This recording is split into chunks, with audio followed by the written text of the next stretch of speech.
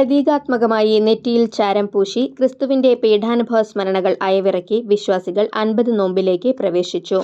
ഇനിയുള്ള 50 ദിവസം മത്സ്യമാംസാഹാരങ്ങൾ വർജിച്ച് പ്രാർത്ഥനയിലും ത്യാഗത്തിലും മുഴുകി കഴിയും. ഏനാമകൽ കർമ്മലമാതാ ദേവാലയത്തിൽ നടന്ന വിഭൂതി തിരുനാൾ ശുശ്രൂഷകൾക്ക് വികാരി ഫാദർ തോമസ് ചൂണ്ടൽ മുഖ്യ കാർമ്മികനായി.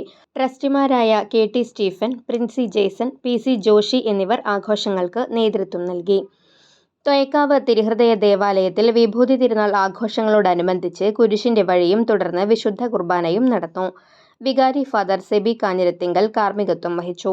ചടങ്ങുകൾക്ക് കൈക്കാരന്മാരായ ബൈജോ എലവത്തിങ്കൽ, ലിറ്റോ ചാലിശ്ശേരി, ബാബു ജോൺ തലക്കോട്ടൂർ എന്നിവർ നേതൃത്വം നൽകി.